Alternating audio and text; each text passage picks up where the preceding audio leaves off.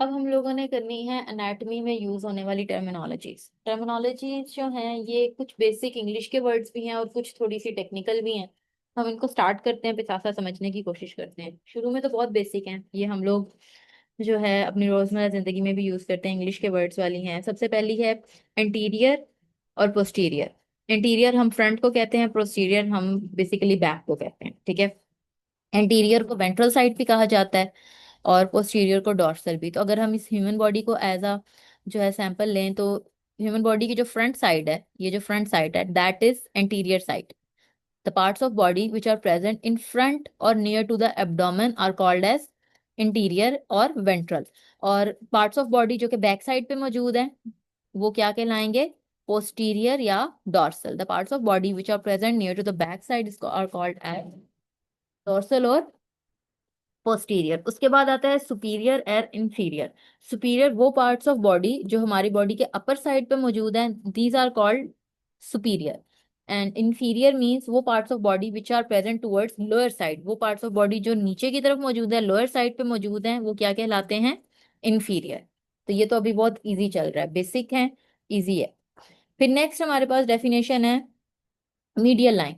Medial line जो होती है ये एक्चुअली में हमारी बॉडी को दो इक्वल पार्ट्स में डिफाइन करती है। जैसे अगर हम लोग कहें कि ये ह्यूमन बॉडी है और ये बिल्कुल दरमियान में इसकी मीडियल लाइन है, ये हमारी बॉडी को टू इक्वल पार्ट्स में डिवाइड करती है। This is the line which divides the body in two equal parts, एक राइट पार्ट और एक लेफ्ट पार्ट। ये राइट पार्ट इस लेफ्ट पार्ट के बिल्कुल इक्वल है, ठीक है। This is called as medial line. कोई भी ऐसी लाइन जो कि बॉडी को बिल्कुल दरमियान से ऐसे कट करे कि राइट साइड जो है वो लेफ्ट साइड के बिल्कुल इक्वल होगी, ये कहलाती है मीडियल लाइन। फिर इसके बाद आते हैं मीडियन एंड लेटरल। वो बॉडी पार्ट्स जो मीडियल लाइन के करीब होंगे वो कहलाते हैं medial. The parts of body that are present near the medial line, ठीक है, आर कॉल्ड एज मीडियल। और वो बॉडी पार्ट्स जो कि मीडियल लाइन से दूर हैं वो कहलाएंगे लेटरल। अब यहाँ पे मीडियल लाइन के करीब है हार्ट, ठीक है, मीडियल लाइन के करीब है हार्ट। और जो हमारा हाथ है, जो हमारे लिम्स हैं, वो मीडियल लाइन से दूर है, तो वो कहलाएंगे लेटरल। और जो हार्ट है वो मीडियल लाइन के करीब है, तो वो कहलाएगा मीडियल। देन हमारे पास है डीप एंड सुपरफिशियल। सुपरफिशियल जो होता है वो हमारे बॉडी पार्ट जो बिल्कुल सरफेस के ऊपर होते हैं वो कहलाते हैं सुपरफिशियल। जैसे हमारी स्किन, हमारी बोन्स जो हैं ये हैं सुपरफिशियल। और वो बॉडी पार्ट जो हमारी डीप इनटू द स्किन मौजूद होती हैं जो हैं वो कहलाती हैं हमारे डीप पार्ट्स। हमारे ज्यादातर ऑर्गन्स, किडनीज जो हैं ये डीप मौजूद है हमारी बॉडी में। सुपरफिशियल बिल्कुल सरफेस के ऊपर, और डीप जो है away from surface, deep into the body. उसके बाद हमारे पास डेफिनेशन आती है प्रॉक्सिमल एंड डिस्टल। प्रॉक्सिमल और डिस्टल को समझने के लिए हम लोग एक रेफरेंस पॉइंट लेते हैं। जैसे कि हम लोग अगर शोल्डर के इस जॉइंट को हम रेफरेंस पॉइंट ले लें, तो ऐसी चीज जो कि रेफरेंस पॉइंट से करीब है उसको कहते हैं प्रॉक्सिमल, और ऐसी चीज जो कि रेफरेंस पॉइंट से दूर है उसको कहते हैं डिस्टल।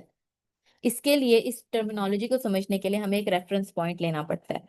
जैसे हमारा हा, अगर मैं अपनी चेस्ट बोन को, स्टर्नम को एज अ रेफरेंस पॉइंट लूं, स्टर्नम को, ठीक है, स्टर्नम को अगर ऐसा एज अ रेफरेंस पॉइंट लूं, तो मेरे जो शोल्डर है वो प्रॉक्सिमल है स्टर्नम से, और जो मेरा हाथ है वो स्टर्नम से डिस्टल है, दूर है। इसी तरीके से अगर मैं इस जॉइंट को, अपने शोल्डर जॉइंट को एज अ रेफरेंस पॉइंट लूं, तो जो मेरा बाजू है वो प्रॉक्सिमल है और जो मेरा हाथ है दैट इज डिस्टल। तो कोई भी चीज जो कि रेफरेंस पॉइंट के करीब है वो क्या कहलाती है? प्रॉक्सिमल। और कोई भी चीज जो कि रेफरेंस पॉइंट से दूर है वो क्या कहलाती है? डिस्टल। डिस्टल को आप इस तरीके से भी समझ सकते हो कि डिस्टल का मतलब होता है डिस्टेंस के ऊपर जो चीज मौजूद है, डिस्टेंस के ऊपर, डिस्टल डिस्टेंस के ऊपर मतलब दूर जो चीज मौजूद है। और प्रॉक्सिमल जो है वो प्रॉक्सिमिटी से वर्ड निकला है, करीब। जो चीज करीब मौजूद है वो नियर मौजूद है रेफरेंस पॉइंट के, दैट इज प्रॉक्सिमल। और जो चीज रेफरेंस पॉइंट से दूर मौजूद है that is distal. Reference point हम कोई भी ले सकते हैं।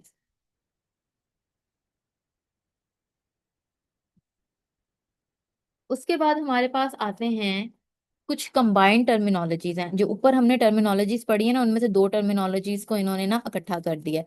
सबसे पहली है इंफ्रोमीडियल। इसमें इन्होंने इंफीरियर और मीडियल को कंबाइन कर दिया। तो ऐसे बॉडी पार्ट्स जो नियर द मीडियल लाइन है, मीडियल क्या था, नियर द मीडियल लाइन, और इंफीरियर लेकिन towards the lower side of body, दोनों की डेफिनेशन प्रॉपर हो गई, दोनों की डेफिनेशन को हमने कंबाइन कर दिया। ऐसे बॉडी पार्ट्स जो कि इंफ्रो मींस हमारी बॉडी के लोअर साइड पे मौजूद है, इंफीरियर साइड पे मौजूद है, एंड मीडियल मतलब मीडियल लाइन से करीब है, वो क्या कहलाते हैं? इंफ्रोमीडियल। फिर आते हैं हमारे पास इप्सिलेटरल और कंट्रालेटरल। इप्सिलेटर और कंट्रालेटर आपस में दोनों जो है ना ऑपोजिट डेफिनेशंस हैं। हमारे वो बॉडी पार्ट्स जो कि सेम साइड पे मौजूद हैं, जैसे राइट साइड पे आपका हाथ भी है और राइट साइड पे आपकी लेग भी है और राइट साइड पे आपका राइट ईयर भी है। ये क्या है? राइट हैंड और राइट लेग और राइट ईयर, ये आपस में इप्सिलेटरल है। Two parts of bodies that are present at the same side. Same side के ऊपर जो आपके बॉडी पार्ट्स मौजूद हैं वो इप्सिलेटरल कहलाते हैं। और कंट्रालेटरल कौन से होते हैं? ऐसे बॉडी पार्ट्स जो कि दोनों ऑपोजिट साइड पे मौजूद होते हैं, जैसे राइट हैंड और लेफ्ट हैंड, राइट लेग और लेफ्ट लेग। तो कंट्रालेटरल वो और बॉडी ऑर्गन्स होते हैं जो कि दोनों ऑपोजिट साइड के ऊपर प्रेजेंट होते हैं। राइट साइड पे भी प्रेजेंट होते हैं और लेफ्ट साइड पे भी प्रेजेंट होते हैं। कंट्रालेटरल, कंट्रा मीन्स दोनों साइड के ऊपर। तो जैसे आपका right hand and left hand, right leg and left leg, ये आपस में क्या है? कंट्रा लेटरल।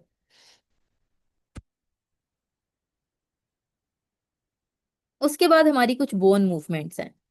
अब ये फ्लेक्स करना और एक्सटेंशन करना, ये तो हम लोग नॉर्मली जो है रोजमर्रा जिंदगी में भी सुनते हैं। फ्लेक्स करना क्या होता है? जब भी हम बॉडी को जो है, जब इसकी एग्जांपल से हम इसको करते हैं, बेंड करें आप अपनी एल्बो को। जैसे ये इन्होंने बेंड किया हुआ है अपनी एल्बो को, ठीक है? तो ऐसी बॉडी मूवमेंट, ऐसी बोन की मूवमेंट जिसमें दो बोन्स के दरमियान का, एक ये बोन और एक ये बोन, दो बोन्स के दरमियान का एंगल कम हो जाए। जब आपने फ्लेक्स किया तो आपने इस बोन से इस बोन का एंगल कम कर दिया, ठीक है? तो ये कहलाता है फ्लेक्शन, फ्लेक्स करना।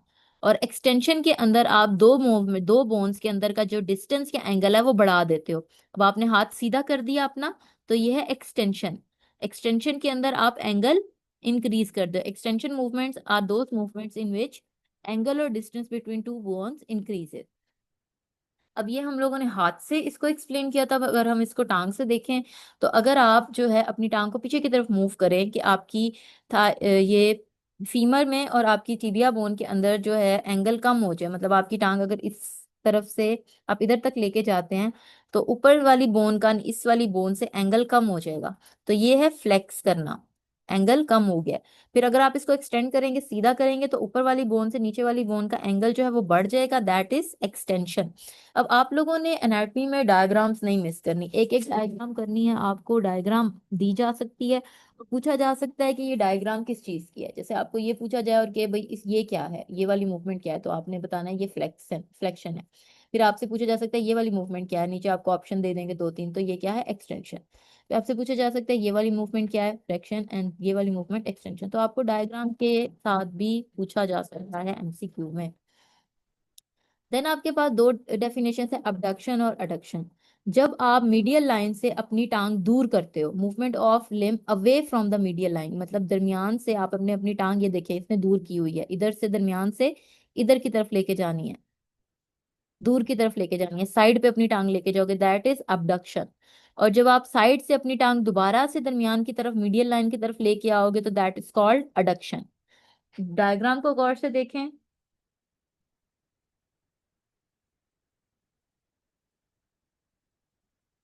इसमें अबडक्शन देखें कि मीडियल लाइन से बॉडी पार्ट को अवे लेके जाया जा रहा है, तो दैट इज अबडक्शन। और अडक्शन के अंदर देखिए मीडियल लाइन से बॉडी को टुवर्ड्स मीडियल लाइन उस बॉडी पार्ट को लेके आया जा रहा है, दैट इज अडक्शन। डायग्राम्स बेटो आप लोगों ने मिस नहीं करनी, डायग्राम्स के अंदर से भी आप लोगों को क्वेश्चन आ सकते हैं। नेक्स्ट हमारे पास जो है ये हाथों की मूवमेंट का है, प्रोनेशन एंड सुपिनेशन। वो मूवमेंट जिसके अंदर आपका जो पाम है वो नीचे की तरफ है, ठीक है? पाम आपका नीचे की तरफ है तो आपका थंब ऊपर की तरफ है। ये देखें, प्रोनेशन के अंदर आपका थंब ऊपर की तरफ होता है। जब भी आप अपने हैंड की मूवमेंट रखें जिसमें आपका थंब ऊपर है, हैंड को सीधा करके थंब ऊपर की तरफ रखें, दैट इज प्रोनेशन। तब अगर आपका थंब ऊपर होगा तो आपका पाम नीचे है, मतलब आपकी जो हथेली है, आपका जो पाम है वो नीचे की तरफ है, उसकी मूवमेंट नीचे की तरफ है, डाउनवर्ड है। तो that this action is called as pronation.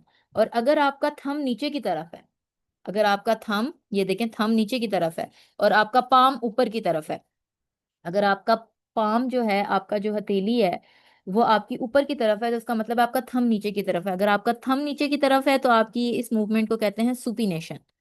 आप लोग पाम पाम की मूवमेंट के साथ ना इधर थंब की मूवमेंट भी लिख लेंगे। अगर पाम जो है वो डाउनवर्ड कर रहा है तो थंब अपवर्ड है, यहाँ पे स्लैश लगा के। थंब मतलब आपका जो अंगूठा है वो अगर अपवर्ड है तो वो प्रोनेशन है, अगर आपका अंगूठा डाउनवर्ड है दैट इज सुपिनेशन। इसकी भी आप लोगों ने डायग्राम गौर से देखनी है, डायग्राम के थ्रू आप लोगों को क्वेश्चन आ सकता है। इसको इस दफा देखें डायग्राम को।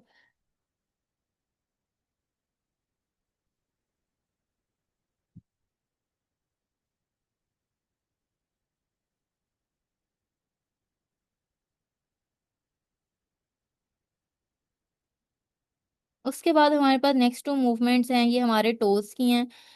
इसको इन्वर्जन एंड एवर्जन। अगर आपको टोज टुवर्ड्स मीडियल लाइन लेके जाएंगे, टोर्स को टुवर्ड्स मीडियल लाइन लेके जाएंगे तो दैट इज इन्वर्जन। मतलब आप दरमियान की तरफ, बॉडी के दरमियान की तरफ अपने टोज को मूव करवाएंगे तो दैट इज इन्वर्जन। और अगर आपने अपने टोज को, फुट को अवे फ्रॉम मीडियल लाइन लेके जाएंगे तो दैट इज इवर्जन।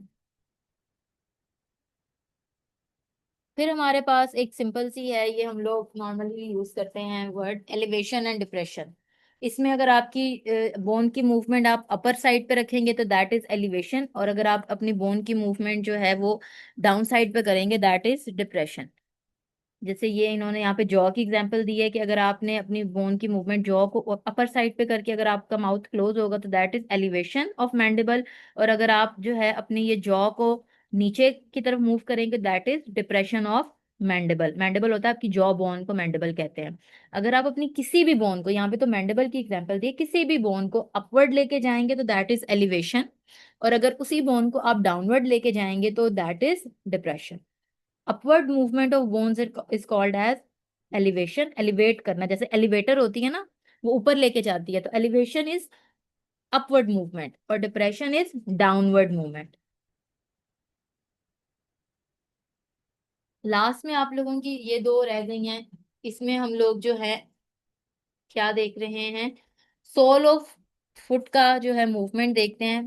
पाँव के जो तलवा है, ठीक है, ये इसकी मूवमेंट हम देखते हैं। अगर ये बिल्कुल जो है सरफेस के साथ रख के इसको नीचे की तरफ मूव किया जाए तो इसको प्लैंटर फ्लेक्शन कहते हैं। तो इसमें क्या होता है, एंगल और distance between foot and leg increases. आपने फुट अपना सीधा रखा हुआ है, अगर आप उसको नीचे की तरफ मूव करते हैं, पाँव अगर आपने सीधा रखा हुआ था और आप इसको नीचे की तरफ मूव करते हैं तो ऊपर से टांग से आपका जो एंगल है ना, अब ये वाला देखें, ये नीचे की तरफ मूव हो रहा है पाँव, ठीक है, तो टांग से इसका एंगल क्या हो गया, इंक्रीज हो गया। टांग से इसका डिफरेंट डिस्टेंस क्या है, इंक्रीज हो गया इसका। अगर आप पाँव अपना थोड़ा नीचे की तरफ मूव कर रहे हैं, सीधा रखा हुआ है आपने, थोड़ा सा नीचे की तरफ मूव करें, तो आपने टांग से अपने पाँव का डिस्टेंस जो है वो इंक्रीज कर दिया, ठीक है। तो जब distance between foot and leg increase करता है तो उसको कहते हैं प्लांटर फ्लेक्शन। ये आपने फ्लेक्स किया है, लेकिन जो इसकी डायरेक्शन है उसकी वजह से इसको कहते हैं प्लांटर फ्लेक्शन। फिर आपका आता है डोर्सी फ्लेक्शन। डोर्सी फ्लेक्शन जो है उसमें आप अपना पाँव जब ऊपर की तरफ मूव, सीधा रख के ऊपर की तरफ मूव करें, आपका जो है क्वाड्स भी जो है इसके अंदर स्ट्रेच लेते हैं। जो ये मूवमेंट है, आपने अपने पाँव को सीधा रख के ऊपर की तरफ मूव करना है, तो इसके अंदर आपने अपने फुट और लेग का जो डिस्टेंस है वो कम किया है, ठीक है। फुट और लेग का डिस्टेंस आपने कम किया, तो इसको कहते हैं डोर्सी फ्लेक्शन। क्या कहते हैं इसको, डोर्सी फ्लेक्शन। डायग्राम भी आपने, डायग्राम से इसको गौर करें कि प्लांटर फ्लेक्शन के अंदर आपने फुट को नीचे की तरफ मूव किया तो एंगल इंक्रीज हो गया, और डोर्सी फ्लेक्शन में आपने फुट को ऊपर की तरफ जो है मूव किया तो एंगल डिक्रीज हो गया। बच्चे डायग्राम आप लोगों ने मस्ट करनी है इन सारी टर्मिनोलॉजीज की, क्योंकि डायग्राम से रिलेटेड भी आप लोगों को क्वेश्चन आ सकता है।